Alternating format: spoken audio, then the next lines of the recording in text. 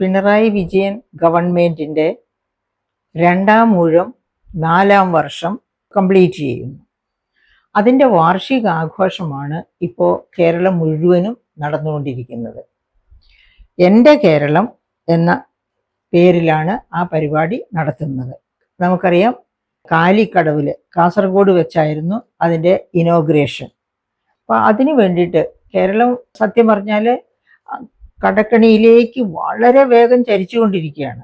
എന്നിട്ട് പോലും അതിൻ്റെ ഈ പറയപ്പെട്ട എൻ്റെ കേരളം പരിപാടിക്ക് വേണ്ടി 100 കോടിക്ക് അടുത്ത് അല്ലെങ്കിൽ അതിന് മുകളിൽ, കൃത്യമായിട്ട് നമുക്ക് കണക്ക് അറിഞ്ഞുകൂടാ, എങ്കിലും കിട്ടുന്ന കണക്കുകൾ അനുസരിച്ച് അങ്ങനെയാണ് കണക്കിട്ടിരിക്കുന്നത്. PR വർക്കിന് വേണ്ടിയിട്ട് പന്തലിടാൻ വേണ്ടി, അതായത് ഊരാളുങ്കൽ ലേബർ സൊസൈറ്റിയുടെ കൊല്ലത്തുള്ള Indian institute of infrastructure management ഇൻസ്റ്റിറ്റ്യൂട്ടിനാണ് ടെൻഡർ വിളിക്കാനും ഒക്കെ ഉള്ള അവകാശം കൊടുത്തിരിക്കുന്നത്. അവർ ടെൻഡർ വിളിച്ച് 11 പേർക്കാണ് ഈ എൻ്റെ കേരളം പരിപാടിയുമായി ബന്ധപ്പെട്ട് പന്തലിടുക, അതുപോലെ സെയിൽസിനുള്ള സ്റ്റാള് ഇടുക, ഇതിനെല്ലാത്തിനുമായിട്ട് ക്രമീകരണങ്ങൾ ചെയ്യുവാനുള്ള ടെൻഡർ കൊടുത്തിരിക്കുന്നത് 11 കോൺട്രാക്ടേഴ്സിനാണ്. അപ്പോൾ അങ്ങനെ ആ ടെൻഡർ വഴിയാണ് ഓരോ സ്ഥലത്തും പന്തലിടുന്നത്. ശീതീകരിച്ച പന്തൽ, ഉദാഹരണത്തിന് കാലിക്കടവിൽ തന്നെ കാസർഗോഡ് ഇനോഗ്രൽ അഡ്രസ്സിന് 48,000 സ്ക്വയർ ഫീറ്റുള്ള പന്തലായിരുന്നു, ശീതീകരിച്ച അതിമനോഹരമാക്കിയ പന്തലായിരുന്നു ഉപയോഗപ്പെടുത്തിയത്. അപ്പോൾ ഈ പന്തലിൻ്റെ ശീതീകരണത്തെ പറ്റിയൊക്കെ പറയുമ്പോൾ കേരള സംസ്ഥാനം വലിയ തോതിൽ കടം വാങ്ങിച്ചും കഷ്ടപ്പെട്ടും മുൻപോട്ട് പോകുന്ന സാഹചര്യത്തിൽ ഗവൺമെൻറ് ഇതുപോലെ ദുർച്ചെലവ് നടത്തി. അതായത് ഇത് ശരിക്കും പറഞ്ഞാൽ ധൂർത്താണ്. മുഖമുള്ളവർക്ക് മുഖം കണ്ടമാനം മിനുക്കേണ്ട ആവശ്യമില്ല, വളരെ പെട്ടെന്ന് മുഖം മിനുക്കാവുന്നതേ ഉള്ളൂ. മുഖമില്ലാത്തവരാണ് കണ്ടമാനം പണം ചെലവഴിച്ച്, മൂലധനം ചെലവഴിച്ച് മുഖം മിനുക്കേണ്ടി വരുന്നത്. അതാണ് നമ്മൾ ഓർമ്മിക്കേണ്ടത്. അപ്പോൾ അങ്ങനെയുള്ള മുഖം മിനുക്കൽ പരിപാടിയാണ് ഈ 14 സംസ്ഥാനങ്ങളിലുമായിട്ട് സംസ്ഥാന സർക്കാർ ചെയ്തുകൊണ്ടിരിക്കുന്നത്. കാരണം ഈ കഴിഞ്ഞ 4 വർഷം പോകട്ടെ, കഴിഞ്ഞ 9 വർഷം എന്ത് ചെയ്തു എന്ന് ചോദിച്ചാൽ വളരെ വസ്തുനിഷ്ഠമായി, അതുപോലെ തന്നെ ലോജിക്കലായിട്ട് കണക്ക് കൂട്ടുന്നവർക്ക് കാര്യമായിട്ടൊന്നും തന്നെ ഈ ഗവൺമെൻറ് ചെയ്തിട്ടില്ല. അങ്ങനെയുള്ള ഒരു ഗവൺമെൻറ് എല്ലാത്തിൻ്റെയും പിതൃത്വം ഏറ്റെടുത്തുകൊണ്ട് ഇതൊക്കെ ഞങ്ങളുടേതാണ്, കാരണം ഇത് UDF ഗവൺമെൻറ്റിൻ്റെ കാലത്ത് എന്ത് പ്രോജക്റ്റ് കൊണ്ടുവന്നാലും അതിനെതിരെ സമരവുമായി മുൻപോട്ട് വന്ന് അതിനെ തടസ്സപ്പെടുത്തുമായിരുന്ന ഒരു ഗവൺമെൻറ്റാണ്. തടസ്സപ്പെടുത്തിയെങ്കിലും ഉമ്മൻചാണ്ടി അതുമായിട്ട് മുൻപോട്ട് പോകുമായിരുന്നു. അങ്ങനെയാണ് വിഴിഞ്ഞം പ്രോജക്റ്റൊക്കെ 2015 തറക്കല്ലിടാനും ഒക്കെ പറ്റിയത്. ആ പ്രോജക്റ്റ് അങ്ങനെ വളരെ ശ്രദ്ധയോടുകൂടി രൂപകൽപ്പന ചെയ്ത് തുടങ്ങാൻ സഹായിച്ചു UDF ഗവൺമെൻറ് എന്നതുകൊണ്ടാണ് പിച്ച വെച്ച് 2019 പൂർത്തിയാകേണ്ടിയിരുന്ന പ്രോജക്റ്റിൻ്റെ ആദ്യ ഘട്ടമാണ് ഇപ്പോൾ പൂർത്തിയായത്. പക്ഷെ അതിൻ്റെ പിതൃത്വം ഏറ്റെടുത്ത് എന്തോ ഒരു ബഹളമാണ് LDF ഗവൺമെൻറ്. അതുപോലെയാണ് LDF ഗവൺമെൻറ് ഓരോ നേട്ടത്തെ പറ്റിയും നമ്മൾ വിലയിരുത്തുമ്പോൾ അപ്പം അങ്ങനെ എൻ്റെ കേരളം എന്ന ഒരു പരിപാടി ആസൂത്രണം ചെയ്ത്, അതുകൊണ്ടാണ് ഞാൻ പറഞ്ഞത് മുഖമില്ലാത്തവർക്കാണ് മുഖം സൃഷ്ടിക്കാൻ വേണ്ടി ഒരുപാട് കഷ്ടപ്പെടേണ്ടി വരുന്നത് എന്ന്. അപ്പോൾ ഇങ്ങനെ, അതായത് മറ്റുള്ളവർ തുടങ്ങി വെച്ച, പ്രീവിയസ് ഗവൺമെൻറ്റുകൾ തുടങ്ങി വെച്ച പല പദ്ധതികളും അവസാനം ആണിയടിക്കുകയോ അല്ലെങ്കിൽ അങ്ങനെ എന്തെങ്കിലുമൊക്കെ കുറച്ച് കാര്യങ്ങളൊക്കെ ചെയ്ത് പൂർത്തീകരിക്കുന്നു. അപ്പോൾ പൂർത്തീകരിച്ചു കഴിഞ്ഞാൽ അതിൻ്റെ ക്രെഡിറ്റ് മുഴുവൻ നമുക്ക് എന്ന് പറയുക. അത് മാത്രവുമല്ല, എവിടെയെങ്കിലും ഒരു കല്ലിട്ടെങ്കിൽ അത് പൂർത്തീകരിച്ചു എന്ന രീതിയിലാണ് PR വർക്ക് കൊണ്ട് അതിനെ മഹത്വവൽക്കരിച്ച് സ്വന്തം തൂവലിൽ ചാർത്തി മുൻപോട്ട് പോകുന്നത്. അപ്പം ഇങ്ങനെ എൻ്റെ കേരളം പരിപാടിയുമായിട്ട് മുൻപോട്ട് പോകുന്ന സാഹചര്യത്തിൽ ഒരു വശത്ത് അങ്ങനെ അത് പോകുമ്പോൾ മറുവശത്ത് എന്താ സംഭവിക്കുന്നത്? നമ്മുടെ പാവപ്പെട്ട ആശമാരുടെ സമരം ഇപ്പം 101-ാം ദിവസത്തേക്ക് കടന്നിരിക്കുകയാണ്. ആശമാർ അവരുടെ സമരവുമായിട്ട് 101-ാം ദിവസത്തേക്ക് ഈ സമരം കടന്നു പോകുമ്പോഴും ഗവൺമെൻറ് അതിൻ്റെ നേരെ കണ്ണടയ്ക്കുകയാണ്. അതായത് സമസ്ത മേഖലകളിലും സ്ത്രീകൾ അവഗണിക്കപ്പെടുന്നു. ആ അവഗണനയുടെ ഏറ്റവും അങ്ങേയറ്റത്തെ തരത്തിലുള്ള അവഗണനയാണ് ആശാ വർക്കർമാരോട് ഗവൺമെൻറ് കാണിച്ചുകൊണ്ടിരിക്കുന്നത്. പറയുന്നത് 26,000 പേരുള്ളതിൽ 100 പേര് സെക്രട്ടേറിയറ്റ് പടിയിൽ വന്ന് സമരം ചെയ്താൽ ആർക്ക് എന്ത് കാര്യമുണ്ട്? അതൊക്കെ മറ്റുള്ളവരുടെ പ്രേരണ കൊണ്ടാണ് ചെയ്യുന്നത്. ഗവൺമെന്റിനെ താഴെ ഇറക്കുക എന്നുള്ള ഉദ്ദേശത്തോടെ അല്ലെങ്കിൽ ഭീഷണിപ്പെടുത്തുക എന്നുള്ള ഉദ്ദേശത്തോടെയാണ് ചെയ്യുന്നത് എന്നൊക്കെയുള്ള ദുർവ്യാഖ്യാനം ചെയ്ത് അവരെ നിർവീര്യരാക്കാനായിട്ട് ശ്രമിക്കുമ്പോൾ നമ്മൾ അവരുടെ ഭാഗത്ത് നിന്ന് ഒരിക്കൽ കൂടി ചിന്തിക്കുന്നത് ഉചിതമായിരിക്കും. എന്താണ് അവരാവശ്യപ്പെടുന്നത്? അവരാവശ്യപ്പെടുന്നത് അവരുടെ ഓണറേറിയം 21,000 രൂപയാക്കി വർദ്ധിപ്പിക്കണം. അത് വർദ്ധിപ്പിക്കണമെന്ന് അവരാവശ്യപ്പെടുമ്പോൾ തന്നെ ഓർക്കണം, അതിനുള്ള ആശ അവരിൽ കുത്തിവെച്ചത് ഇതേ LDF ഗവൺമെന്റിന്റെ തന്നെ ഇലക്ഷൻ മാനിഫെസ്റ്റോയായിരുന്നു. ആ ഇലക്ഷൻ മാനിഫെസ്റ്റോയിൽ പറഞ്ഞിരുന്നു 21,000 രൂപയായിട്ട് അവരുടെ ഓണറേറിയം വർദ്ധിപ്പിക്കുമെന്ന്. അപ്പോൾ അന്ന് 10,000 അതിൽ തൊട്ട് മുകളിലോ ഒക്കെ ഓണറേറിയം കിട്ടിക്കൊണ്ടിരുന്നു. അതും 2-3 മാസം കഴിയുമ്പോൾ ഒക്കെ കിട്ടിക്കൊണ്ടിരുന്ന ആശമാര് സന്തോഷിച്ചു ഗവൺമെന്റ് വന്നാൽ. അങ്ങനെ അവരുടെ എല്ലാം വോട്ട് മേടിച്ച്, ഇത് വോട്ട് ബാങ്ക് രാഷ്ട്രീയമാണ് കളിക്കുന്നത്. അങ്ങനെ വോട്ട് മേടിച്ചാണ് ഭരണത്തിൽ വന്നത്. ഭരണത്തിൽ വന്നു കഴിഞ്ഞപ്പോൾ അവരുടെ നേരെ കൈമലർത്തി. അവസാനം ഈ 9ാമത്തെ വർഷമായപ്പോഴാണ് അവര് അന്ന് സമരത്തിന് ഗതികെട്ട പുലി പുല്ലും തിന്നും എന്ന് പറഞ്ഞു കേട്ടിട്ടുണ്ടല്ലോ. അങ്ങനെ ഗതികെട്ടിട്ടാണ് ഈ പാവപ്പെട്ട ആശമാർ സമരവുമായി മുന്നോട്ട് വരുന്നത്. അപ്പൊ ഈ 21,000 രൂപ അവരെ ചോദിക്കുമ്പോൾ അതില് എന്ത് അഹങ്കാരമാണ് അവർ കാണുന്നത്? ഖജനാവ് കാലിയാണ്, അതുകൊണ്ട് നിങ്ങൾ സമരം നിർത്തി വീട്ടിൽ പോകൂ എന്നാണ് അവരോട് ചിലരൊക്കെ ഉപദേശിച്ചത്. അപ്പൊ ഖജനാവ് കാലിയാകാൻ അവരെന്താ ചെയ്തത്? അവരൊന്നും ചെയ്തിട്ടില്ലെന്ന് മാത്രവുമല്ല, അവർ മേടിക്കുന്ന ഈ ഓണറേറിയം കേരളത്തിൽ വന്ന് 40 ലക്ഷത്തോളം അന്യസംസ്ഥാന തൊഴിലാളികൾ ജോലി ചെയ്യുന്നുണ്ട്. അതിൽ ഒരു തൊഴിലാളി ഒരു ദിവസം ജോലി ചെയ്താൽ കിട്ടുന്ന കൂലി എത്രയാണ്? ഇപ്പൊ മിനിമം 1,250 രൂപയാണ് കൂലി. പക്ഷെ വയനാട് പോലെയുള്ള ജില്ലകളിൽ 800-850 ഒക്കെയാണ് കൂലി കൊടുക്കുന്നത്. പക്ഷെ നല്ലവണ്ണം 2 നേരം വയറ് നിറച്ച് ആഹാരം കൊടുക്കണം. ആഹാരം കൊടുത്താലല്ലേ നല്ലവണ്ണം ജോലി ചെയ്യുള്ളൂ. അപ്പൊ അങ്ങനെ വരുമ്പോഴത്തേക്കും അവിടെയും 1000 രൂപയുടെ അടുത്തെങ്കിലും എത്തുന്നുണ്ട് എന്ന് ഓർക്കണം. അപ്പൊ 1,250 രൂപ, ഇവിടെ ഒന്നും 1,250 അല്ല 1,400 ചോദിക്കുന്ന അന്യസംസ്ഥാന തൊഴിലാളികളും ഉണ്ട് തിരുവനന്തപുരം ജില്ല പോലെയുള്ള സ്ഥലങ്ങളിൽ. അപ്പൊ ഈ 1,250 ന്യായമായിട്ട് നമ്മൾ വെച്ചോളൂ. അങ്ങനെ വെച്ച് കണക്ക് കൂട്ടിയാൽ പോലും 37,500 രൂപയാണ് അവർക്ക് ഒരു മാസം 30 ദിവസം കൂലി വേലയ്ക്ക് പോയാൽ കേരളത്തിൽ നേടാൻ പറ്റുന്നത്. അതേ സമയത്ത് അതിൻ്റെ 56% മാത്രമാണ് 21,000 രൂപ ഓണറേറിയം ചോദിക്കുന്ന നമ്മുടെ ആശാ സഹോദരിമാർ ചോദിക്കുന്നത്. അവരെയാണ് ആട്ടിപ്പായിക്കുന്ന തരത്തിൽ, അവർക്ക് ഒരു തരത്തിലും കേട്ടു നിൽക്കാൻ വയ്യാത്ത തരത്തിൽ പരിഹാസദ്യോതകമായ പദങ്ങൾ കൊണ്ട് അവരെ കുളിപ്പിച്ച് നശിപ്പിക്കുകയാണ് ചെയ്യുന്നത്. അപ്പൊ എന്താണ് സ്ത്രീകളോടായാൽ പിന്നെ എന്തുമാകാം എന്ന തരത്തിലുള്ള ആറ്റിറ്റ്യൂഡാണ് ഗവൺമെന്റ് ഇപ്പോൾ കാണിച്ചുകൊണ്ടിരിക്കുന്നത്. ആ ആശമാരുടെ 2ാമത്തെയും 3ാമത്തെയും ഡിമാൻഡ്സ് എന്താണ്? 2ാമത്തെ ഡിമാൻഡ് എന്ന് പറയുന്നത്, ഞങ്ങൾക്ക് റിട്ടയർ ചെയ്യുമ്പോൾ ഒരു 5 ലക്ഷം രൂപയെങ്കിലും റിട്ടയർമെന്റ് ബെനിഫിറ്റ് ആയിട്ട് തരണം. പിന്നെ അതിനുശേഷം 3ാമത്തെ ഡിമാൻഡ്, ഞങ്ങളുടെ റിട്ടയർമെന്റ് 62 വർഷം വയസ്സ് എന്നത് ആക്കരുത്, കുറച്ചും കൂടി അങ്ങോട്ട് പോകാൻ അനുവദിക്കണം. അത് കഴിഞ്ഞ് ഒരു പെൻഷനും തരണം. ഇതാണ് പറയുന്നത്.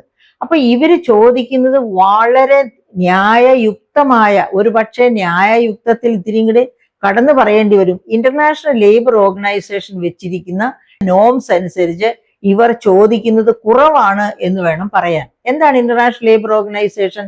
ഡീസന്റ് ജോബ്, മാന്യമായ ജോലിക്ക് കൊടുത്തിരിക്കുന്ന നിർവചനം എന്താണ്? 1, മാന്യമായ വേതനം.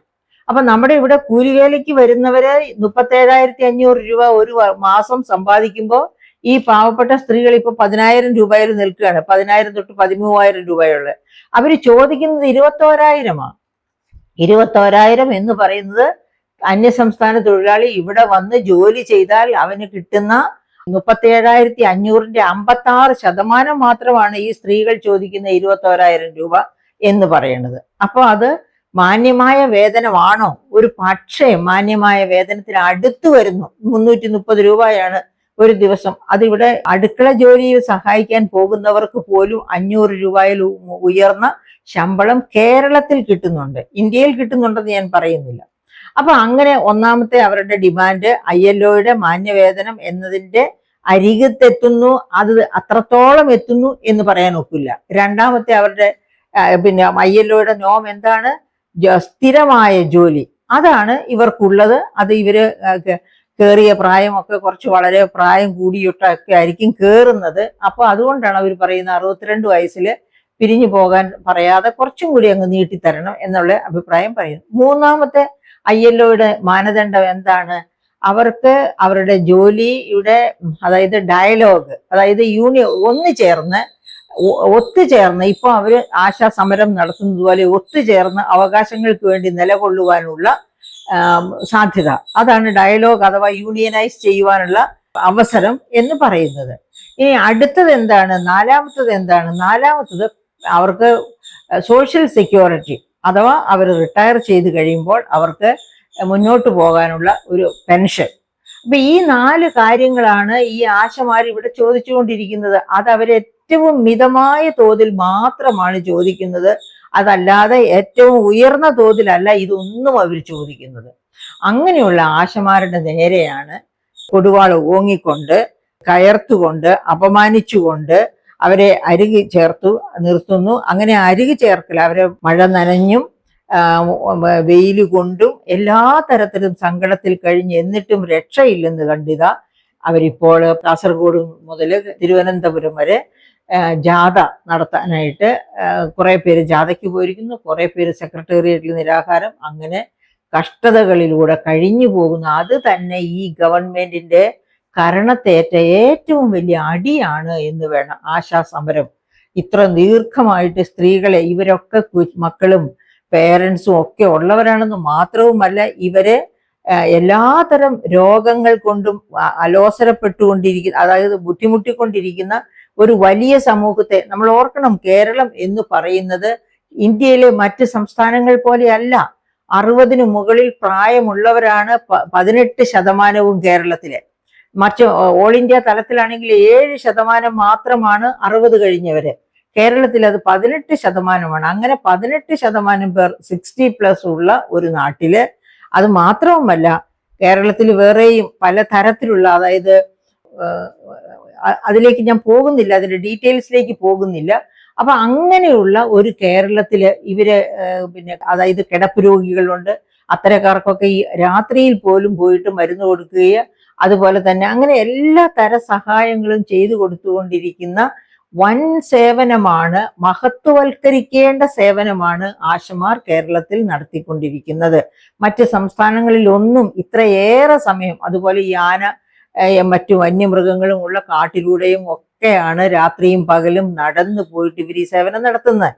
അങ്ങനെയുള്ളവർക്ക് വേണ്ടി സർക്കാർ അവരുടെ നേരെ മുഖം തിരിച്ചുകൊണ്ട്, അവരെ പരിഹസിച്ചുകൊണ്ട് നടത്തുന്ന ഏത് പരിപാടിയും തീർച്ചയായിട്ടും ഈ അവരുടെ തന്നെ, അത് നടത്തുന്ന ഗവൺമെന്റിന് തന്നെ കരണത്തേൽക്കുന്ന കടുത്ത അടിയായിരിക്കും എന്നത് യാതൊരു സംശയവുമില്ല. ഇത് മലയാളികൾ മറക്കുമെന്നും എനിക്ക് തോന്നുന്നില്ല.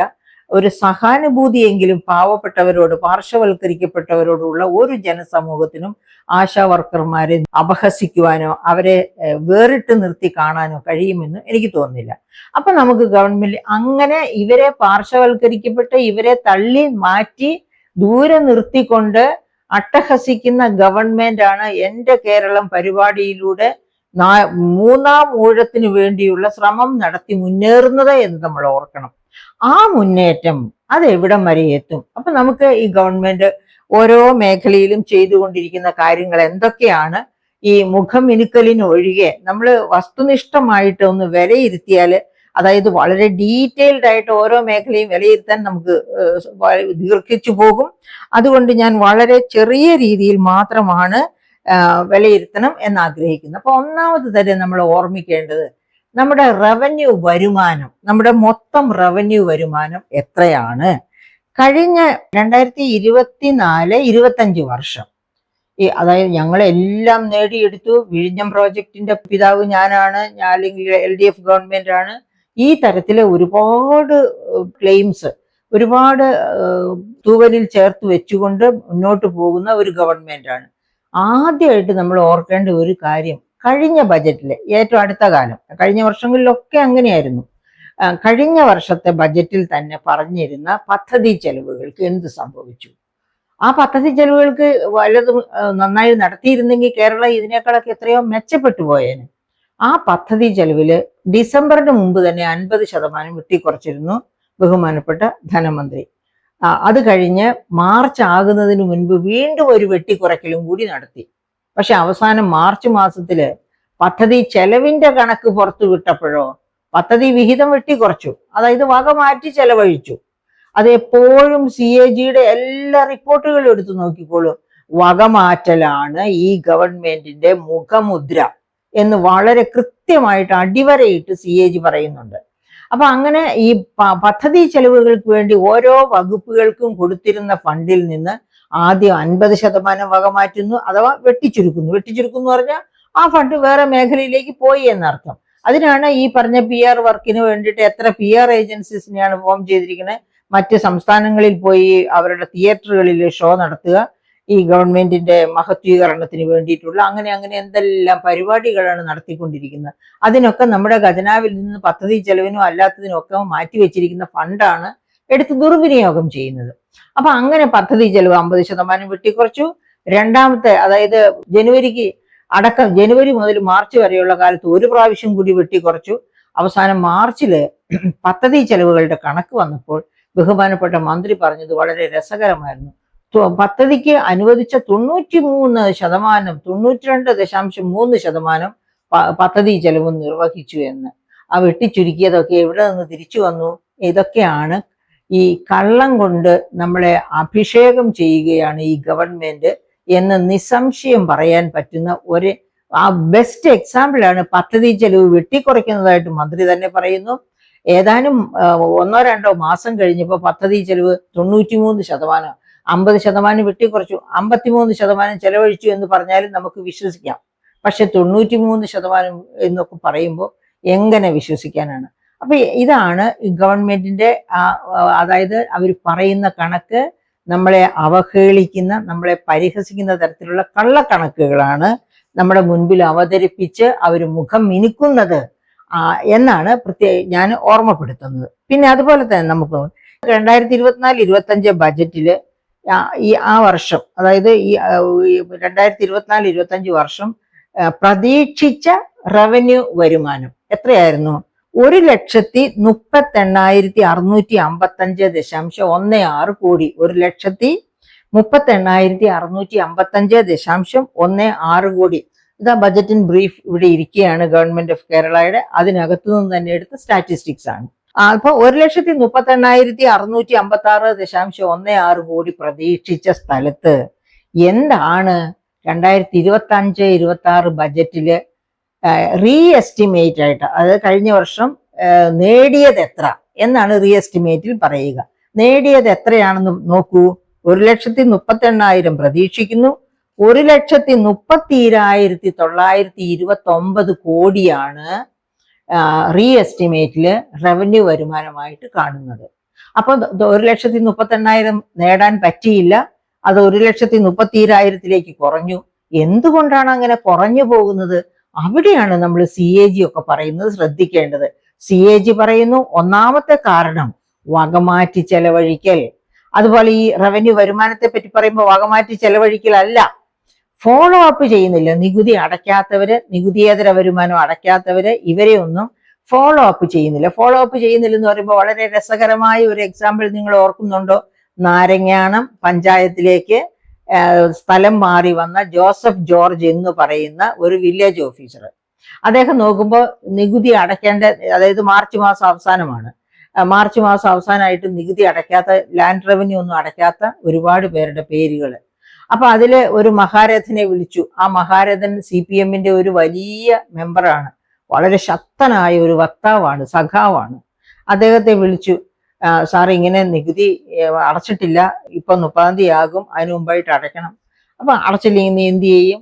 അടച്ചില്ലെങ്കിൽ ഞാൻ ആക്ഷൻ എടുക്കും, പിന്നെ ഫൈനും അടയ്ക്കേണ്ടി വരും എന്നൊക്കെ ഇയാൾ വിനയാന്വിതനായി പറഞ്ഞു. വിനയാന്വിതനായിട്ടല്ലായിരിക്കാം, ഒരു പക്ഷേ നല്ല മര്യാദയുടെ ഭാഷയിൽ തന്നെയാണ് അദ്ദേഹം പറയുന്നത്. ഉടനെ അദ്ദേഹത്തിനെ കാണിച്ചു തരാൻ കൊല്ലും എന്ന് വരെയുള്ള ഭീഷണിയാണ് ആ പാവ മനുഷ്യന്, ആ ജോസഫ് ജോർജ് എന്ന് പറഞ്ഞ വില്ലേജ് ഓഫീസർ കൊണ്ട്.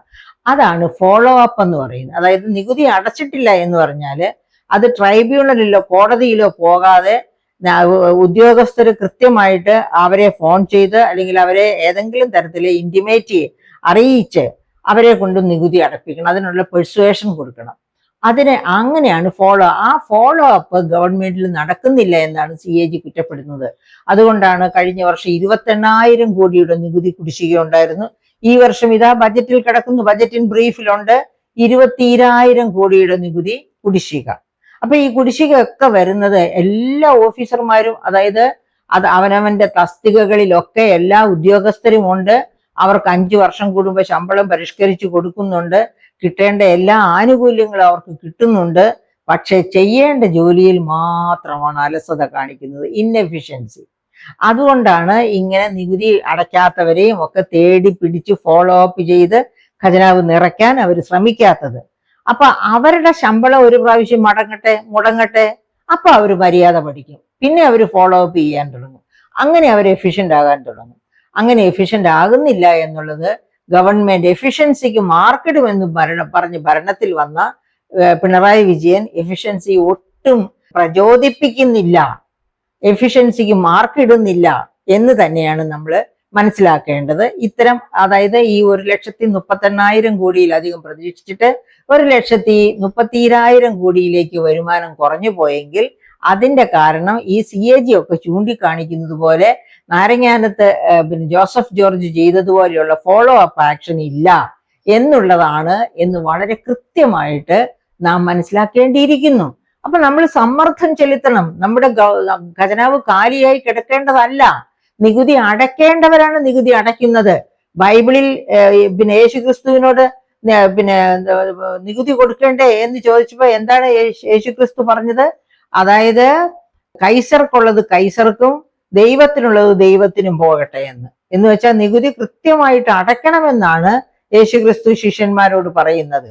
അപ്പൊ അങ്ങനെ അത് തന്നെയാണ് ഏതു മതവും പഠിപ്പിക്കുന്നത്. നികുതി കൊടുക്കാതിരിക്കുക എന്നല്ല, സത്യസന്ധമായി ജീവിക്കാനാണ് മതങ്ങൾ പഠിപ്പിക്കുന്നത്. അങ്ങനെ സത്യസന്ധമായി ജീവിക്കുന്ന ഒരുവൻ നികുതി കൊടുത്തേ തീരൂ. കാരണം നികുതി കൊടുക്കുന്നത് കൊണ്ടാണ് ഗവൺമെന്റിന്റെ ചെലവുകൾ, നീതിന്യായ നിർവഹണം ഇതെല്ലാം നടന്നു പോകുന്നത്. നികുതി കൊടുക്കുന്ന പണം കൊണ്ടാണ്. അതുപോലെ തന്നെ ഈ സാമൂഹ്യ സുരക്ഷ, പെൻഷനുകൾ തൊട്ട് വിദ്യാഭ്യാസ സൗകര്യങ്ങൾ തൊട്ട് എല്ലാ സൗകര്യങ്ങളും ഒരു രാജ്യത്ത് സൃഷ്ടിക്കുന്നത് ഇങ്ങനെ ജനങ്ങളുടെ നികുതി പണം കൊണ്ടാണ്. അപ്പൊ കുറച്ചുപേര് നികുതി കൊടുക്കും, കുറച്ചുപേര് നികുതി കൊടുക്കാതെ മിടുക്കരായിട്ട് അതുകൊണ്ട് വലിയ സമ്പന്നരാകും എന്ന് പറയുന്നത് ഒരിക്കലും യുക്തി സഹമല്ല, മാത്രവുമല്ല അത് ന്യായത്തിനും ചേരുന്നതല്ല. അപ്പൊ നികുതി പിരിച്ചെടുക്കുന്ന കാര്യത്തിലെ ക്രമക്കേട് ധാരാളമുണ്ട് എന്നുള്ളതിന്റെ ബെസ്റ്റ് എക്സാമ്പിൾ ആണ് നാരങ്ങാനത്തെ ജോസഫ് ജോർജിന്റെ കേസ്. ഇനി അതുപോലെ തന്നെ നമുക്ക് അപ്പൊ അത് ഈ നികുതി വരുമാന സമാഹരണത്തിൽ ഗവൺമെന്റ് ഒട്ടും താല്പര്യം കാര്യക്ഷമമായിട്ട് ഇടപെടുന്നില്ല. അതുകൊണ്ട് തന്നെ ഖജനാവ് കാലിയായി കിടക്കുന്നതിന്റെ ഒരു പ്രധാനപ്പെട്ട കാരണം സർക്കാർ സർവീസ് തന്നെയാണ്, അവിടുത്തെ ഇൻഎഫിഷ്യൻസിയാണ്. ഇനി അങ്ങനെയുള്ള ഒരു ഖജനാവിലേക്ക് മൂലധന ചെലവിന് പണമില്ല എന്നും പറഞ്ഞ് കടം മേടിക്കുന്നതിനാണെങ്കിൽ കൃത്യമായ മാനദണ്ഡങ്ങൾ, അതായത് 1990-91 പോലെ കടക്കണിയിലേക്ക് പോകാതിരിക്കാനായിട്ട് കൃത്യമായ മാനദണ്ഡങ്ങൾ fiscal responsibility and budget management act കൊണ്ടുവന്നിട്ടുണ്ട്.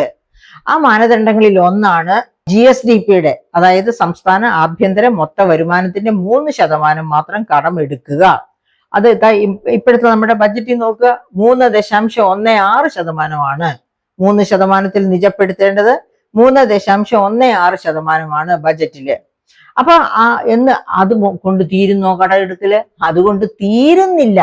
അവിടെയാണ് അതിന്റെ പ്രശ്നം വരുന്നത്. അവിടെയാണ് നമ്മൾ കടക്കണിയിലേക്ക് ഓടുന്നു എന്ന് ഞാൻ പറഞ്ഞത്. ഇതൊന്നും മതിയാകാതെ കിഫ്ബി വഴി, എന്താണ് KIIFB? Kerala infrastructure investment fund board, അതായത് മൂലധന ചെലവിന് വേണ്ടി വായ്പ എടുക്കാൻ സൃഷ്ടിച്ച ഒരു പ്രത്യേക പ്രത്യേക സൗകര്യമാണ്, വായ്പ എടുക്കാനുള്ള വെഹിക്കിളാണ് Kerala infrastructure investment fund board എന്ന് പറയുന്ന സ്പെഷ്യൽ പർപ്പസ് വെഹിക്കിൾ, അതുവഴിയായിട്ട് കടമെടുക്കുന്നുണ്ട്. ഇനി സാമൂഹ്യ സുരക്ഷാ പെൻഷൻ കൊടുക്കാൻ എന്ന് പറഞ്ഞ് വേറെ KSSPL, അതായത് Kerala social security pension fund limited, അതുവഴിയും കടമെടുക്കുന്നുണ്ട്. അപ്പോൾ നമ്മുടെ ബജറ്റിനകത്ത് എടുക്കാവുന്ന കടം തന്നെ പരിധി വിട്ടിരിക്കുക. 3% എടുക്കേണ്ടടുത്ത് GSDPയുടെ 3.16% കടം എടുത്തിരിക്കുക. അതിന് ഓവർ ആൻഡ് എബവ്, അതിന്റെ മുകളിലാണ് ഈ പറയപ്പെട്ട എത്ര ശതമാനമാണ്, അതായത് കിഫ്ബി വഴിയും Kerala infrastructure investment fund board വഴിയും എടുക്കുന്ന കടം. അത് മാത്രവുമല്ല, ഇപ്പൊ ഇന്നലെ നമ്മൾ കണ്ടു 3300 കോടി നമുക്ക് എടുക്കാമെന്ന് കേന്ദ്രം സമ്മതിച്ച കടത്തിൽ നിന്ന് തന്നെ 3300 കോടി കട്ട് ചെയ്തിരിക്കുന്നു. എന്തുകൊണ്ടാണ് അങ്ങനെ കട്ട് ചെയ്തത്? കട്ട് ചെയ്തതിന്റെ കാരണം ഈ പബ്ലിക് സെക്ടർ അണ്ടർടേക്കിങ്സ് ഒക്കെ കേരളത്തില് 161ഓളം പബ്ലിക് സെക്ടർ അണ്ടർടേക്കിങ്സ് ഉണ്ട്. അവയ്ക്കൊക്കെ വേണ്ടി ഗ്യാരണ്ടി നിൽക്കുന്നുണ്ട് ഗവൺമെന്റ് ഗ്യാരണ്ടി നിന്ന് വായ്പ എടുത്തു കഴിഞ്ഞാൽ ആ കൺസേൺഡ് പബ്ലിക് സെക്ടർ അണ്ടർടേക്കിങ്സിലെ ഒരുപാട് എണ്ണവും നഷ്ടത്തിൽ ഓടുകയാണ്. ഈ നഷ്ടത്തിൽ ഓടുന്നതിന്റെ ഒന്നും പലിശയോ മുതലോ ഒന്നും തിരിച്ചടക്കില്ല. അപ്പൊ ആര് ചെയ്യും? അത് ഗ്യാരണ്ടർ ചെയ്യണം, ഗവൺമെന്റ് ചെയ്യണം. പക്ഷെ ഗവൺമെന്റ് അതിനുവേണ്ടി ഒരു പൈസ പോലും ഇൻവെസ്റ്റ് ചെയ്തിട്ടില്ല. അപ്പൊ കേന്ദ്ര ഗവൺമെന്റ് പറഞ്ഞു അതിനുവേണ്ടി 3300 കോടിയുടെ ഒരു ഗ്യാരണ്ടി റിഡംഷൻ ഫണ്ട് രൂപീകരിക്കണം. അങ്ങനെ രൂപീകരിക്കുന്നതിന് വേണ്ടിയിട്ട് അത്രയും ഫണ്ട് മാറ്റിവെക്കുക, അത് അത്രയും കടത്തിൽ വെട്ടിക്കുറയ്ക്കുക എന്ന് പറഞ്ഞു. അപ്പൊ അത് വലിയൊരു ഷോക്കായിട്ട് കഴിഞ്ഞ ദിവസം കൊണ്ട് ഗവൺമെന്റ് അനുഭവിച്ച് നടക്കുകയാണ്.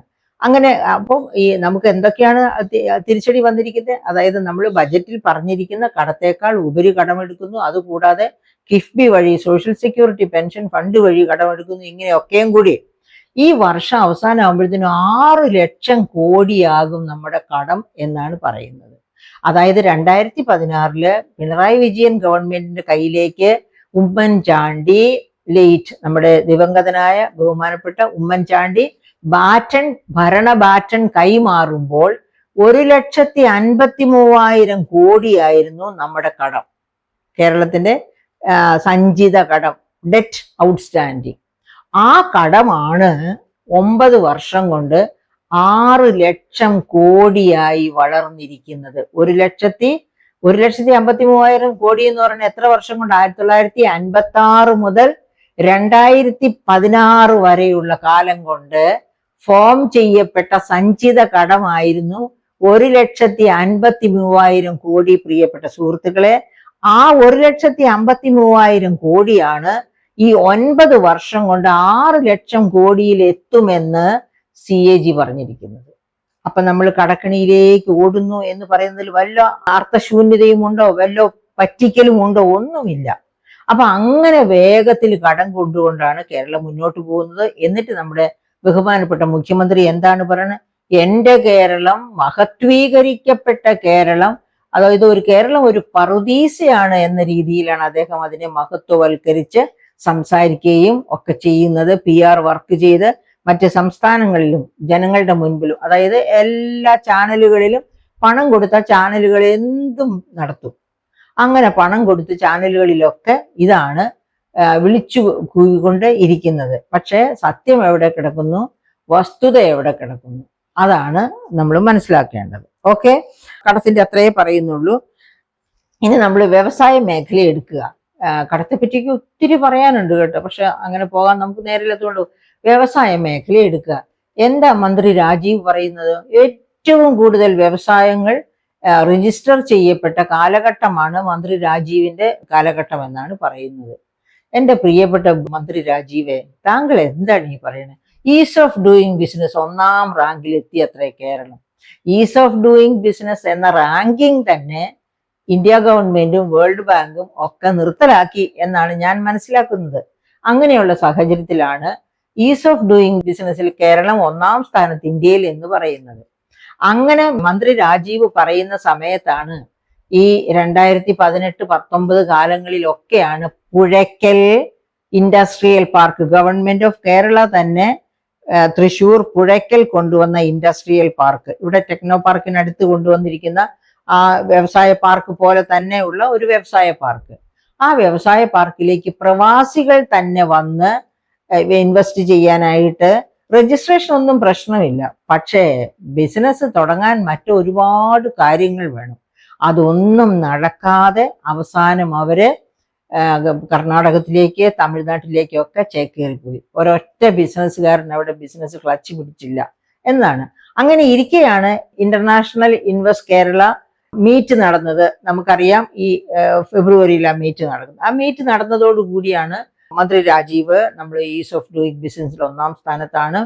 അങ്ങനെയുള്ള പല കണക്കുകളുമായിട്ട് ലക്ഷങ്ങളുടെ ഏറ്റവും കൂടുതൽ വ്യവസായങ്ങൾ രജിസ്റ്റർ ചെയ്തിരിക്കുന്നു. പക്ഷെ അദ്ദേഹത്തിന് അറിഞ്ഞുകൂടെ? അദ്ദേഹത്തിന് അറിയാം, അദ്ദേഹം മനഃപൂർവ്വമായിട്ട് അറിയില്ലെന്ന് നടിച്ച് ജനങ്ങളെ പറ്റിക്കുകയാണ്. അതായത് 2022 ബജറ്റില് നിർമ്മല സീതാരാമൻ ബഹുമാനപ്പെട്ട പ്രധാനമന്ത്രിയുടെ നിർദ്ദേശപ്രകാരം ഒരു ഇത് കൊണ്ടുവന്നിരുന്നു, ഉദ്യം രജിസ്ട്രേഷൻ. എന്താണ് ഈ ഉദ്യം രജിസ്ട്രേഷൻ? പുതിയതായിട്ട് ഒരു വ്യവസായം തുടങ്ങുകയോ അല്ലെങ്കിൽ പഴയ ഒരു വ്യവസായം മുടങ്ങിക്കിടക്കുകയോ ചെയ്യുന്ന പക്ഷം അത് ഈ ഉദ്യം രജിസ്ട്രേഷനിൽ ഒന്നേന്ന് രജിസ്റ്റർ ചെയ്യുക. അങ്ങനെ രജിസ്റ്റർ ചെയ്തു കഴിഞ്ഞാൽ അതിൻ്റെ മുറയനുസരിച്ച് അവർക്ക് വായ്പാ സൗകര്യങ്ങൾ മറ്റു പല സൗകര്യങ്ങളും ചെയ്തു കൊടുക്കും. സത്യത്തിൽ നമ്മുടെ പ്രധാനമന്ത്രി തന്നെ ഉദ്ദേശിച്ചത് എന്താണെന്നറിയാമോ? ഉദ്യം രജിസ്ട്രേഷനിൽ വരുന്ന വ്യവസായങ്ങളൊക്കെ BJP ഗവൺമെന്റ് കാലത്ത് വന്ന പുതിയ വ്യവസായങ്ങളാണ് എന്ന് വീമ്പടിച്ച് വീണ്ടും 4ാം ഊഴം വരിക എന്ന ഉദ്ദേശത്തോടെയാണ് അദ്ദേഹം അങ്ങനെ ഒരു ഉദ്യം രജിസ്ട്രേഷൻ കൊണ്ടുവന്നത് എന്ന് വേണം നമുക്ക് സാധാരണ രീതിയിൽ ചിന്തിക്കുന്നവർക്ക് അനുമാനിക്കാൻ. എന്തായാലും അതിനകത്ത് വലിയ തോതിൽ, അതായത് വായ്പ മറ്റ് പല സൗകര്യങ്ങളും ആ ഉദ്യം രജിസ്ട്രേഷനിൽ രജിസ്റ്റർ ചെയ്യുന്ന വ്യവസായങ്ങൾക്ക് കിട്ടും. അപ്പം തുടക്കത്തിലേ തന്നെ ചത്തു കിടക്കുന്നതും, അതായത് പിന്നെ അത് മാത്രമല്ല, നമുക്കറിയാം ഡിമോണിറ്റൈസേഷൻ 2016 നവംബർ 8 ഡിമോണിറ്റൈസേഷന് ശേഷം ലക്ഷക്കണക്കിന് കോടിക്കണക്കിന് നാമമാത്ര ചെറുകിട ഇടത്തരം വ്യവസായങ്ങളാണ് ഇന്ത്യയിൽ തന്നെ കേരളത്തിലും നിന്നുപോയത്, പാടെ തകർന്ന് തരിപ്പണമായത്. അങ്ങനെ തരിപ്പണമായ വ്യവസായങ്ങൾ ഒത്തിരി തന്നെ ഉദ്യം രജിസ്ട്രേഷൻ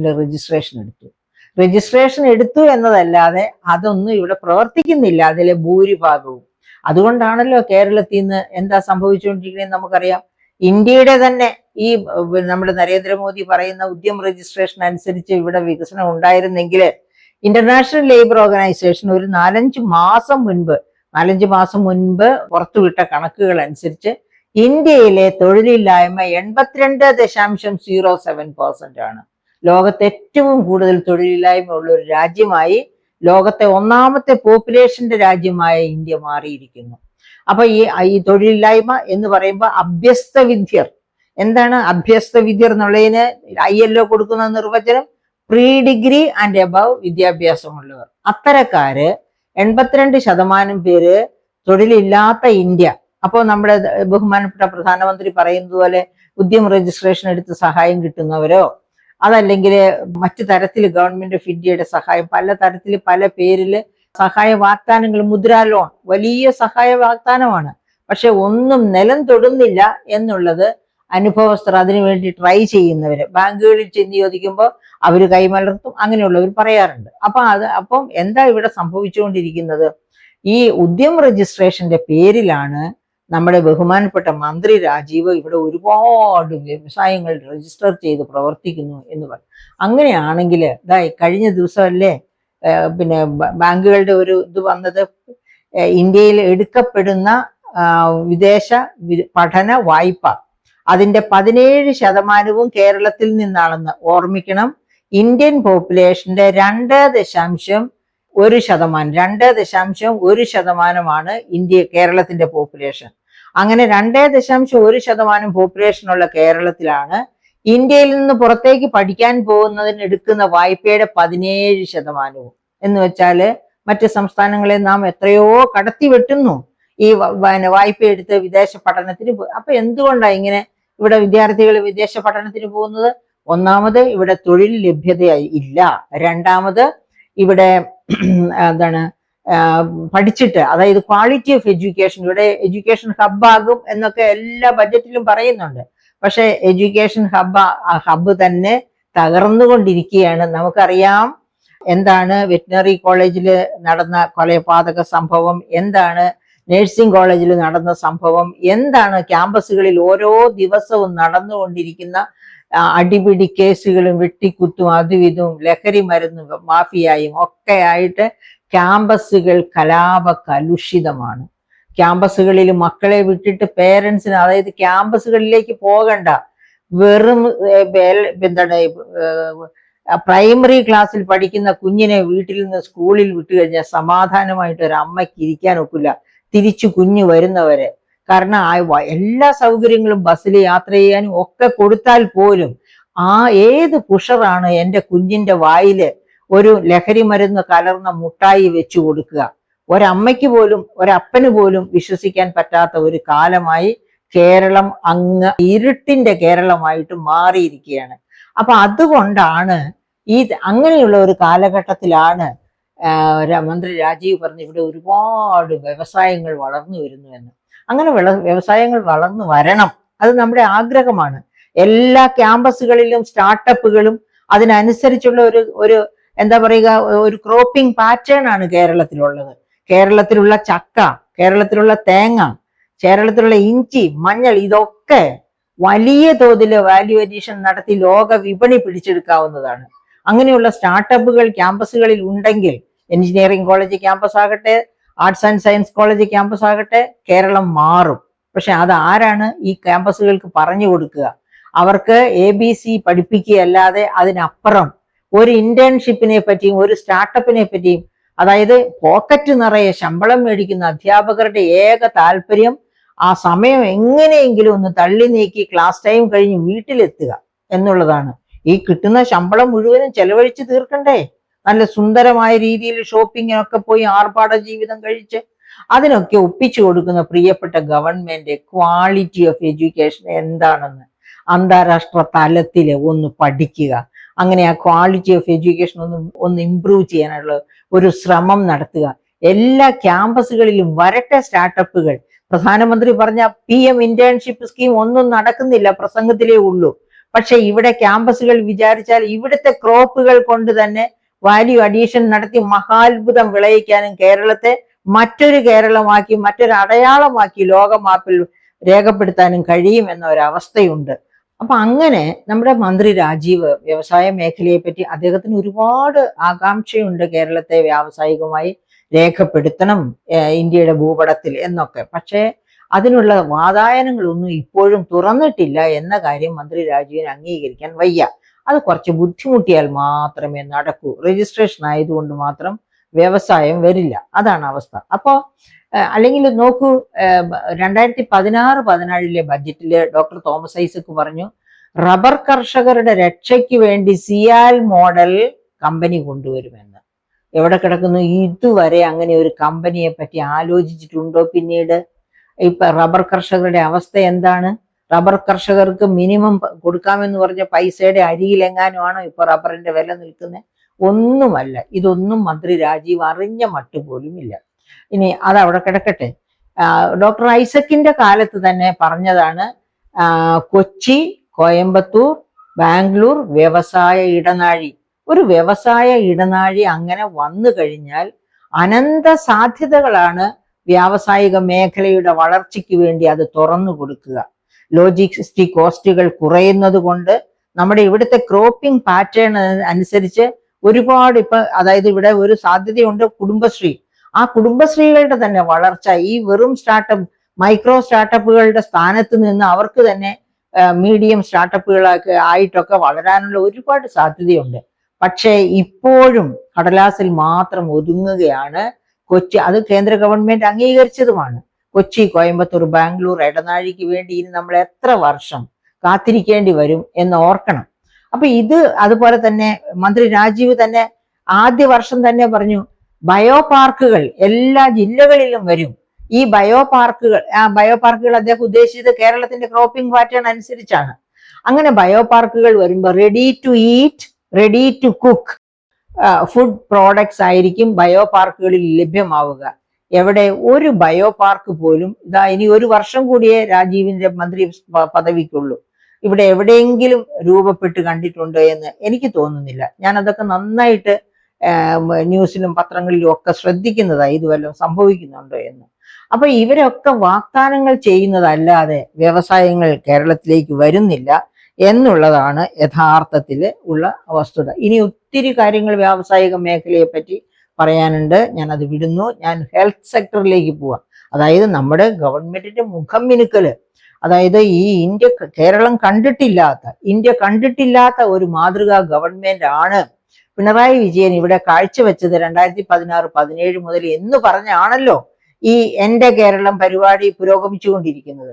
അപ്പൊ അവിടെ ഈ നമ്മൾ കാണുന്ന സത്യങ്ങൾ എന്തൊക്കെയാണ്, അവർ പറയുന്നത് എന്തൊക്കെയാണ്, നാം അനുഭവിച്ചതും അനുഭവിച്ചു കൊണ്ടിരിക്കുന്നതുമായ കാര്യങ്ങൾ എന്തൊക്കെയാണ് എന്ന് നമുക്കൊന്ന് ഒന്ന് ഡിസ്കസ് ചെയ്യേണ്ട. അതിനു വേണ്ടിയാണ് ഞാൻ ഈ സമയം വിനിയോഗിക്കുന്നത്. നമുക്ക് ഹെൽത്ത് സെക്ടർ എടുക്കുക.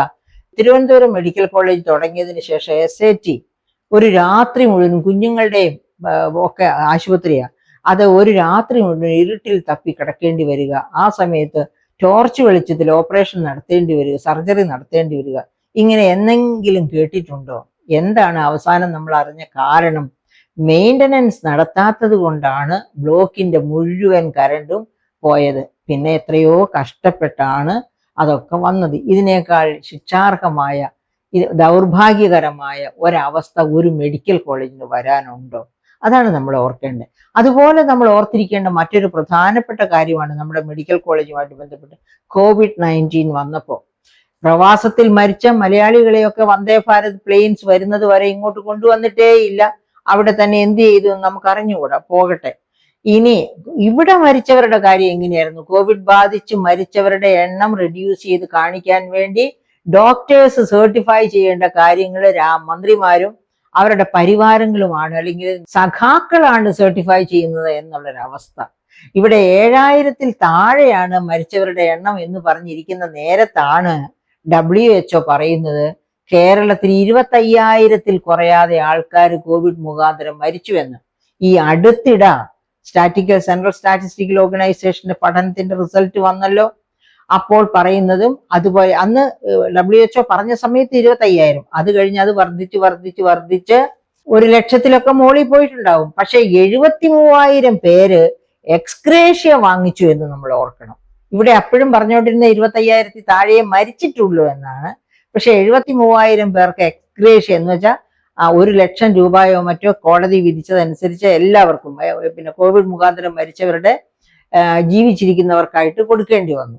അങ്ങനെ കൈപ്പറ്റിയ 73,000 പേരുടെ പേരിൽ കൈപ്പറ്റി എന്ന് പറയുമ്പോൾ എത്രയും കുറഞ്ഞാലും അത്രയും പേരെങ്കിലും മരിച്ചു എന്നല്ലേ വരുന്നത്. ഇവിടെ ഇഷ്ടം പോലെ ആക്ഷേപം ഉണ്ടായതാണ്. കോവിഡ് മുഖാന്തരം മരിച്ചവർക്ക് ഹാർട്ട് അറ്റാക്ക് വന്നു, അത് എന്നൊക്കെ പറഞ്ഞ് പല കാരണങ്ങളുടെ പേരിലാണ് അവരുടെ മരണ സർട്ടിഫിക്കറ്റ് കൊടുത്തത്, കോവിഡ് മുഖാന്തരം അല്ലെന്ന് അറിയിക്കാൻ വേണ്ടി. അപ്പൊ ഇത്ര വലിയ നാടകം കളിക്കാൻ ഒരു ഹെൽത്ത് സെക്ടറിന് എങ്ങനെ കഴിയുന്നു? അതാണ് നമ്മളെ അത്ഭുതപ്പെടുത്തുന്നത്. കള്ളം പറഞ്ഞ് അത് എവിടെ വേണമെങ്കിലും പറയട്ടെ, വ്യവസായത്തിൽ പറയട്ടെ, എഡ്യൂക്കേഷനിൽ പറയട്ടെ, പക്ഷെ ആരോഗ്യ മേഖലയിൽ അത് ഓർമ്മിക്കുക. ഹ്യൂമൻ ഡെവലപ്മെന്റ് ഇൻഡെക്സിൽ 1991 മുതൽ ഇന്നേ നാൾ വരെ ഇന്ത്യയിൽ 1-ാം സ്ഥാനത്ത് നിൽക്കുന്ന ഒരു സംസ്ഥാനമാണ് കേരളം. ആ കേരളത്തിലാണ്, അതായത് ഇന്ത്യയുടെ സ്ഥാനം മറ്റു രാജ്യങ്ങളുടെ കൂട്ടത്തിൽ 130ആണ്. ആ 130 ആയിരിക്കുമ്പോൾ ആ ഇന്ത്യയിൽ 1-ാം സ്ഥാനത്ത് നിൽക്കുന്ന കേരളത്തിന്റെ ഹ്യൂമൻ ഡെവലപ്മെന്റ് ഇൻഡെക്സ് വെസ്റ്റേൺ സ്റ്റാൻഡേർഡ്സുമായിട്ട് ചേരുന്നതുമാണ്. അങ്ങനെയുള്ള ഒരു രാജ്യത്താണ് ഇതുപോലെ കള്ളം പറഞ്ഞ് പിന്നെ കോവിഡ് മുഖാന്തരം മരിച്ചില്ല എന്നൊക്കെ പറഞ്ഞത്. ഇനി അതൊക്കെ പോട്ടെ, അത് കഴിഞ്ഞിട്ട് നമ്മളൊന്ന് ആലോചിച്ചു, കോഴിക്കോട് മെഡിക്കൽ കോളേജിലെ കാര്യം ഒന്ന് ആലോചിച്ച് നോക്കൂ. കഴിഞ്ഞ വർഷാരംഭത്തിലല്ലേ നമ്മൾ കേട്ടത് ICUവില്, അതായത് സർജറി കഴിഞ്ഞ് കിടന്ന സ്ത്രീയെ എന്ത് ചെയ്തു? പീഡിപ്പിച്ചു. അവനും സഖാവായിരുന്നു. സഖാവ് എന്തൊരു അഹങ്കാരത്തോടെയാണ് പോലീസ് അകമ്പടിയിൽ വണ്ടിക്കകത്തിരുന്ന് പോകുന്നത്. പോലീസ് വാനിൽ ഇരുന്ന് പോകുമ്പോൾ അവന്റെ തല എങ്ങനെ പൊങ്ങിയിരിക്കുന്നു എന്നാണ്. എന്റെ ആവശ്യങ്ങൾക്ക് ആരെയും എവിടെ വെച്ചും ഞാൻ റേപ്പ് ചെയ്തിരിക്കുമെന്ന ആ ഭാവത്തിലാണ് അവൻ പോയത്. അവനെ അവിടെ വെച്ച് അവൻ പോകുന്നത് കണ്ടാല് ദൂരെ നിൽക്കുന്നവർക്ക് പോലും കല്ലെറിഞ്ഞ് അവനെ കൊല്ലാൻ തോന്നും. അത്ര ധാർഷ്ട്യത്തോടു കൂടി, അത്ര വലിയ ധാർഷ്ട്യത്തോടു കൂടിയും തലക്കനത്തോടു കൂടിയുമാണ് എന്നെ ആരുണ്ട് ചോദ്യം ചെയ്യാൻ എന്നുള്ള ധാർഷ്ട്യത്തോടും കൂടിയാണ് അവൻ ആ ബസ്സിലിരുന്ന് പോലീസ് അകമ്പടിയോടെ പോയത്. ഇനി അതുപോലെ എത്രയെത്ര സംഭവങ്ങൾ നമ്മൾ ഇങ്ങോട്ട് വരുമ്പോൾ ആലപ്പുഴ മെഡിക്കൽ കോളേജിലും ഒക്കെ എന്തെല്ലാം അനുഭവങ്ങളാണ്. ആ ദുരനുഭവങ്ങളെക്കാളൊക്കെ മോശമല്ലേ?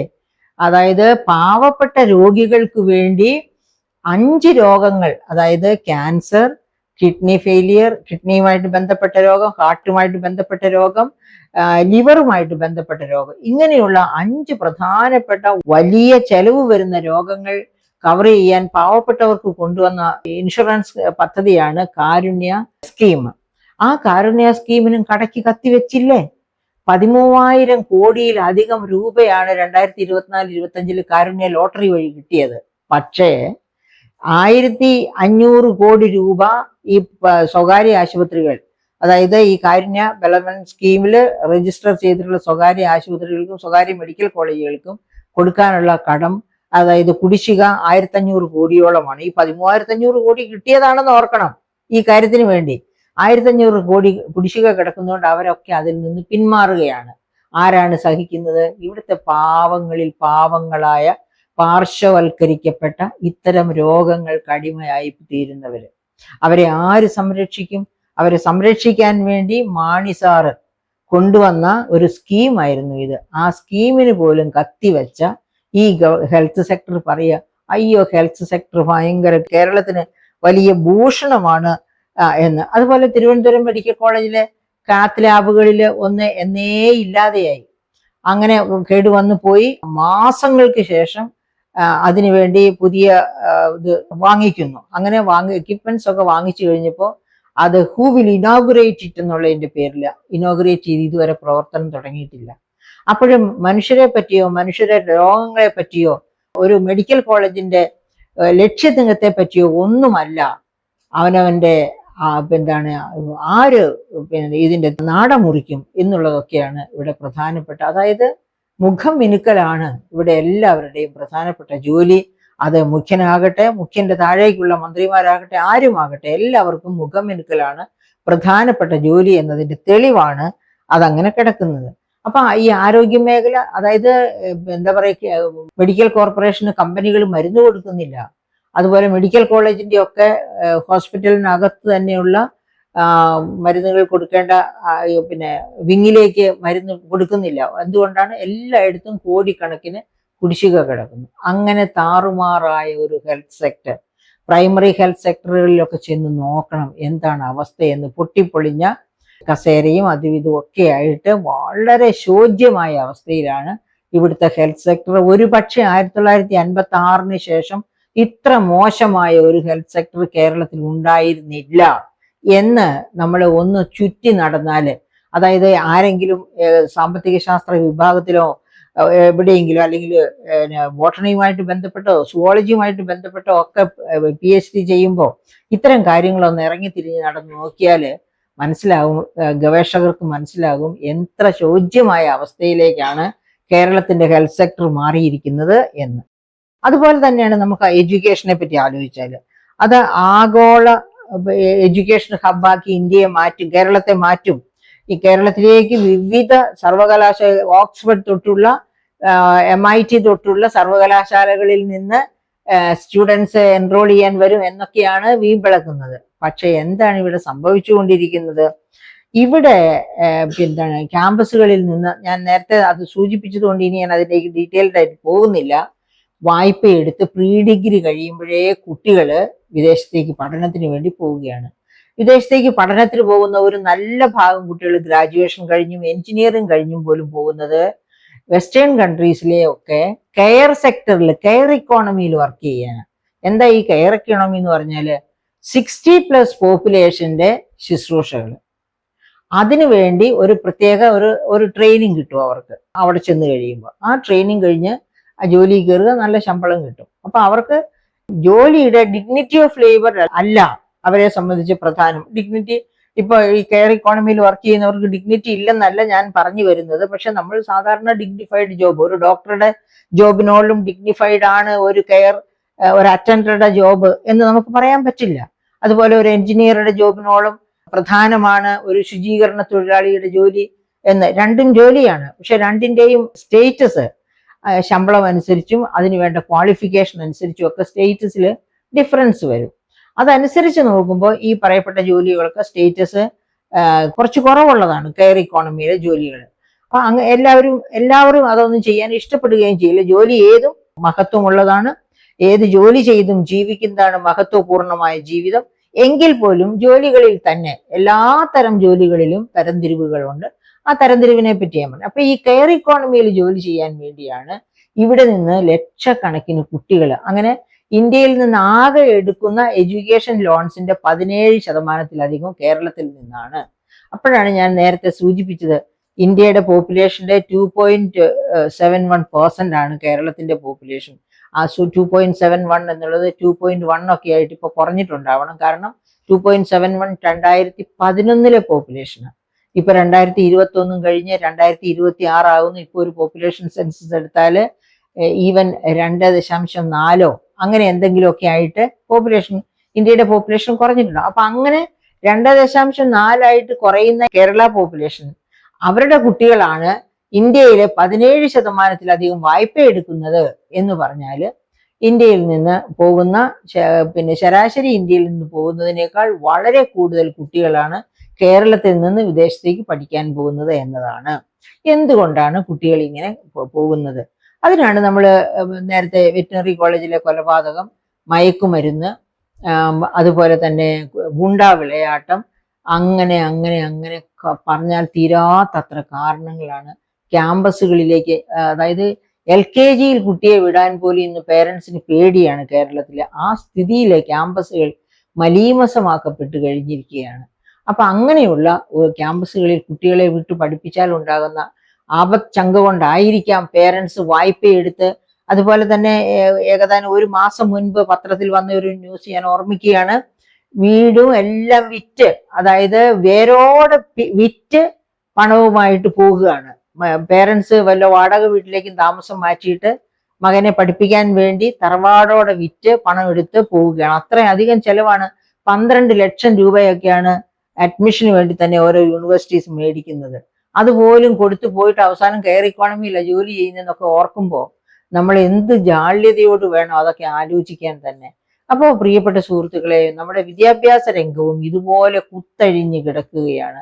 ഇതിനെ നേരെ ആക്കണം എന്നുണ്ടെങ്കിൽ വളരെ ശക്തമായ നടപടികളോട് കൂടി, മുൻവിധികളില്ലാതെ ഇവിടുത്തെ നമ്മുടെ വരും തലമുറയെ നല്ലവണ്ണം വളർത്തിക്കൊണ്ടുവരണം, ഒരു നല്ല ഭാവി അവർക്ക് കരുപ്പിടിപ്പിച്ചു കൊടുക്കണം എന്ന ഉറച്ച തീരുമാനങ്ങൾ ഉള്ള ഒരു ഗവൺമെന്റ് വന്നാൽ മാത്രമേ വിദ്യാഭ്യാസ രംഗത്തൊക്കെ നാം ആഗ്രഹിക്കുന്ന തരത്തിലുള്ള മാറ്റം വരൂ. ഇനി നമുക്ക് കാർഷിക രംഗം നോക്കണ്ടേ? കാർഷിക രംഗത്തേക്ക് നോക്കി എന്താ ഇപ്പൊ നടന്നുകൊണ്ടിരിക്കുന്നത്?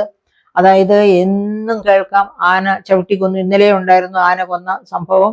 അങ്ങനെ വന്യമൃഗ മനുഷ്യ സംഘർഷം സർവത്ര വർദ്ധിച്ചുകൊണ്ടിരിക്കുകയാണ്. സർവ്വ മേഖലകളിലും. ഒരു ജില്ല ഒഴിച്ച് ബാക്കി എല്ലാ ജില്ലകളിലും ഈ പറയപ്പെട്ട പ്രശ്നമുണ്ട്. അപ്പൊ അങ്ങനെ കർഷകന് കൃഷി വിട്ട് എങ്ങോട്ട് ഒളിച്ചോടാം എന്നുള്ള ഒരു ധാരണയിലേക്ക് എത്തിയിരിക്കുകയാണ്. അവനോട് പറയുന്ന വാഗ്ദാനങ്ങളൊക്കെ വെറും വീൺവാക്കുകളാണ്. ഒരു വാഗ്ദാനം പോലും പാലിക്കപ്പെടുന്നില്ല. അതുപോലെ ഇപ്പോ എന്താ പറയുക, ഫെൻസിങ്, അത് സോളാർ ഫെൻസിങ് നടത്തി ആനയിൽ നിന്ന് രക്ഷിക്കാമെന്ന് പറഞ്ഞു. ഇതാ ഈ അടുത്ത നാളിൽ തന്നെ ആറളം ഫാമില് ഫെൻസിങ് മുഴുവൻ ആന തകർത്തു. അതുപോലെ തന്നെ വയനാട് കുറുവാദ്വീപിന് സമീപം ഒരുപാട് കിലോമീറ്ററുകൾ സ്ഥാപിച്ചിരുന്ന സോളാർ ഫെൻസിങ് ഈ 3 കോടിയിലധികം രൂപ മുടക്കി അടുത്ത നാളിലാണ് സോളാർ ഫെൻസിങ് അവിടെ പൂർത്തിയാക്കിയത്. ഒരു മാസം മുൻപ് അത് പൂർത്തിയാക്കി 2-3 ദിവസം കഴിഞ്ഞപ്പോഴത്തേക്കും ആന അത് തകർത്തു. അപ്പൊ അത്ര മോശമായിട്ട്, അതായത് പൈസ ആരുടെയെങ്കിലും ഒക്കെ പോക്കറ്റിലേക്ക് പോകുന്നുണ്ടാകും, പക്ഷെ ഫെൻസിൽ അത് എത്തുന്നില്ല പൈസ. അതുകൊണ്ട് ഫെൻസ് വളരെ ദുർബലമായിരിക്കും. അങ്ങനെ ദുർബലമായിട്ടുള്ള ഫെൻസിങ് ഒക്കെ വളരെ ഈസി ആയിട്ട് വയനാട്ടിലെ അല്ല, ആനകളെ പൊതുവെ പഠിക്കാനായിട്ട് കുറച്ചു കാലം ഇവരെയൊക്കെ ഇത്ര ഉദ്യോഗസ്ഥരെയൊക്കെ അവരുടെ കൂടെ, ആനയുടെ കൂടെ വാസത്തിന് വിടണമെന്നാണ് ഞാൻ പറയുന്നത്. അപ്പോഴേ ആന എത്ര കരുത്തനാണ് എന്ന് മനസ്സിലാക്കിക്കൊണ്ട് ആനയെ പിടിച്ച്, അതായത് ഫെൻസ് ചെയ്ത് നിർത്തണമെന്നുണ്ടെങ്കിൽ അത്ര കരുത്തോടെ വേണം ആ ഫെൻസിങ് ഉണ്ടാക്കാൻ എന്ന് മനസ്സിലാക്കി കൊടുക്കണം അവർക്ക്. വേറെ എന്തെല്ലാം മാർഗങ്ങളുണ്ട് ആന വരാതിരിക്കാൻ. അതിന് ഏറ്റവും നല്ലതായിരുന്നു തോമസ് ഐസക്കിന്റെ ഡോക്ടർ 2016-17 ബജറ്റിൽ പറഞ്ഞിരുന്നു 1,00,000 മുളം തൈകൾ വച്ചു പിടിപ്പിക്കും. മുളയാണ് ആനയുടെ ഏറ്റവും ഇഷ്ടപ്പെട്ട ഭോജനം. ആ ഭോജനം 1,00,000 മുളം തൈകൾ കാടിന്റെ അതിർത്തി രേഖകളിൽ വെച്ച് പിടിപ്പിച്ചിരുന്നെങ്കിൽ ആ മുളം തൈകൾ പെറ്റുപെരുകി 2016 ഇട്ടിരുന്നെങ്കിൽ ഇപ്പോ ധാരാളം മുളങ്കാടുകൾ ഉണ്ടായേനെ ഈ പറയപ്പെട്ട വന്യമൃഗ മനുഷ്യ സംഘർഷ ആനയുടെ സംഘർഷ മേഖലകളിലൊക്കെ. പക്ഷെ ഒരു മുളം തൈ പോലും വെച്ച് പിടിപ്പിച്ചിട്ട് ഈ ഗവൺമെന്റുകള്, കേരളത്തിൽ ഭരിച്ച എല്ലാ ഗവൺമെന്റുകളും എത്ര ലക്ഷ്യബോധമില്ലാത്ത ഗവൺമെന്റുകളാണ്, എത്ര വിവരം കെട്ട ഗവൺമെന്റുകളാണ് എന്നുള്ളതിന്റെ ഒന്നാമത്തെ തെളിവാണ് ഗ്വാളിയർ റയൻസ്. വയനാട് മുഴുവനും ഇല്ലിയായിരുന്നു, ബാംബു ആയിരുന്നു. ആ ബാംബു ആയിരുന്നു ഗ്വാളിയർ റയൻസിന്റെ റോ മെറ്റീരിയൽ. ഗ്വാളിയർ റയൻസ് അത് വെട്ടിയെടുക്കുന്നതിനോടൊപ്പം തന്നെ അഫോറസ്ട്രേഷൻ, അതായത് ബാംബുവിന്റെ അഫോറസ്ട്രേഷൻ നടത്തണം എന്നും കൂടി ഒറ്റ ഡിമാൻഡ് വെച്ചിരുന്നെങ്കിൽ ഇന്ന് നമ്മളിപ്പൊ അനുഭവിക്കുന്നത് പോലെയുള്ള ദുരന്തം കേരളം അനുഭവിക്കേണ്ടി വരില്ലായിരുന്നു. വന്യമൃഗ അതായത് വന്യമൃഗങ്ങൾക്ക് കാട്ടിൽ തീറ്റയില്ലാതെയായി, അത് നാട്ടിലേക്ക് ഇറങ്ങുന്നു. അതിനെ കുറ്റം പറഞ്ഞിട്ട് കാര്യമില്ല, അതും ഒരു ജീവി, അതിന് ജീവിക്കണം. അത് മനസ്സിൽ കണ്ടുകൊണ്ട് ദീർഘവീക്ഷണത്തോടുകൂടി ഗ്വാളിയർ റയൻസിനോട് തന്നെ, ഇപ്പൊ റയൻസ് വിട്ടുപോയല്ലോ, ഗ്വാളിയർ റയൻസിനോട് തന്നെ വെട്ടിയിറക്കുന്ന ബാംബുവിന് തത്തുല്യമായ രീതിയിൽ പുതിയ ബാംബു തൈകൾ വെച്ചുപിടിപ്പിക്കണം എന്ന് പറഞ്ഞിരുന്നുവെങ്കിൽ, അത് നിഷ്കർഷിച്ചിരുന്നുവെങ്കിൽ ഇത്രയും വലിയൊരു അത്യാഹിതം ഉണ്ടാകില്ലായിരുന്നു. കഴിഞ്ഞു പോയ കാര്യം പോകട്ടെ, ഇപ്പോഴെങ്കിലും ഡോക്ടർ ഐസക്കിന് തോന്നിയ ആ കാര്യം പിന്നെ വന്ന ഗവൺമെന്റോ ഡോക്ടർ ഐസക്കിന്റെ ഗവൺമെന്റ് തന്നെയോ വച്ചുപിടിപ്പിച്ചില്ല, തുടങ്ങിയത് പോലുമില്ല. അപ്പൊ ഇങ്ങനെയുള്ള അതായത് കാർഷിക മേഖല സ്തംഭനാവസ്ഥയിലാണ്. അവരുടെ ഇൻഷുറൻസ് തുകയൊന്നും കൃത്യമായിട്ട്, ആന കൊന്ന ഉടനെ പൈസ കൊണ്ടേ കൊടുക്കും, കാരണം മനുഷ്യരെ പേടിച്ചിട്ട്. അതല്ലാതെ മറ്റു കിട്ടേണ്ട ഇൻഷുറൻസ് തുക കൃത്യമായി കിട്ടുകയോ ഒന്നും ചെയ്യുന്നില്ല. നമ്മൾ കേര പദ്ധതി, അതായത് വേൾഡ് ബാങ്കിന്റെ വലിയ ഒരു വായ്പയാണ്, അതിന് 140 കോടിയോ മറ്റോ ആയിരുന്നു ഇപ്പൊ കിട്ടേണ്ട, ആദ്യ ഗഡുവായിട്ട് കിട്ടേണ്ടത്. കേര പദ്ധതി എന്ന് പറഞ്ഞാൽ കേരളത്തിന്റെ കാർഷിക മൊത്ത വികസനത്തിന് വേണ്ടി നൽകുന്ന പദ്ധതിയുടെ വായ്പയുടെ ആദ്യ ഗഡു. ആ ആദ്യ ഗഡു വന്നിട്ട് അതും വകമാറ്റി ചെലവഴിച്ചു. ആ വായ്പ വന്നു കഴിഞ്ഞാൽ 7 ദിവസത്തിനകം അഗ്രികൾച്ചർ ഡിപ്പാർട്ട്മെന്റിൽ ആ പണം എത്തിയിരിക്കണം എന്നാണ് വേൾഡ് ബാങ്കിന്റെ കണ്ടീഷൻ. പക്ഷേ വേൾഡ് ബാങ്ക് അന്വേഷിക്കുമ്പോൾ പണം എത്തിക്കഴിഞ്ഞിട്ട് 1 മാസം ആകാറായിട്ടും അത് വകുപ്പിൽ എത്തിയിട്ടില്ല. അങ്ങനെ വേൾഡ് ബാങ്കിന്റെ ആൾക്കാർ കേരളത്തിൽ വരുന്നു. കേരളത്തിൽ വരുമ്പോൾ ഗവൺമെന്റ് പറയുന്നു അത് വകമാറ്റി ചെലവഴിച്ചു എന്ന് പറയുന്നില്ലെങ്കിൽ അത് മറ്റാവശ്യങ്ങൾക്ക് വേണ്ടി എടുത്തു, ഉടനെ തന്നെ അഗ്രികൾച്ചറിന് കൊടുക്കാമെന്ന്, കാർഷിക പദ്ധതിക്ക്. അപ്പോൾ വായ്പ എടുക്കുന്ന ഫണ്ട്, അത് CAG തന്നെ പറഞ്ഞിട്ടുണ്ട്, കേരളം വായ്പ എടുക്കുന്ന ഫണ്ടിന്റെ ഒരു 87% റവന്യൂ ചെലവിന് വേണ്ടിയാണ് ചെലവഴിക്കുന്നത്, ബാക്കി മാത്രമേ മൂലധന ചെലവിന് വേണ്ടി ചെലവഴിക്കുന്നുള്ളൂ എന്ന്. അതായത് കടം കൊണ്ട് കഞ്ഞി വെച്ചു കുടിക്കുന്ന ഗവൺമെന്റ് കടം മേടിക്കുന്നത് മൂലധന ചെലവിന്, റോഡ് പണിയാനോ സ്കൂള് പണിയാനോ അങ്ങനെയൊക്കെയുള്ള മൂലധന ചെലവിനായിരിക്കണം. ഇവിടെ കടം വാങ്ങിക്കുന്നത് കഞ്ഞി കുടിക്കാനാണ്, ഗവൺമെന്റിന്റെ നിത്യനിദാന ചെലവുകൾക്ക് വേണ്ടിയാണ്, ശമ്പളം കൊടുക്കാനാണ് എന്നതാണ് നമ്മുടെ കേരളം. ഇങ്ങനെയുള്ള ഒരു കേരളത്തെ ചൂണ്ടിക്കാണിച്ചുകൊണ്ട്, നോക്കൂ ഈ മഹത്തായ കേരളം എന്റെ സൃഷ്ടിയാണ് എന്ന് പഠിക്കുന്ന ബഹുമാനപ്പെട്ട പിണറായി വിജയൻ മുഖ്യമന്ത്രി, താങ്കൾ 2 വട്ടം ആലോചിച്ചിട്ട് വേണം ഇത്തരം പ്രസംഗങ്ങൾ നടത്തി മുഖം മിനുക്കാൻ. ആദ്യം താങ്കൾക്ക് മുഖമുണ്ടാകട്ടെ.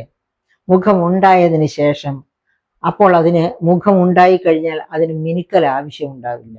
മുഖമില്ലാത്തത് കൊണ്ടാണ് മുഖം മിനുക്കാൻ വേണ്ടി ഇത്രയധികം കോടികൾ ചെലവഴിച്ച് ഈ ആർഭാടങ്ങളൊക്കെ നടത്തി ഗവൺമെന്റ് തന്നെ സ്തംഭിച്ചു പോകുന്ന തരത്തിലേക്ക് കാര്യങ്ങൾ നീങ്ങുന്നത്.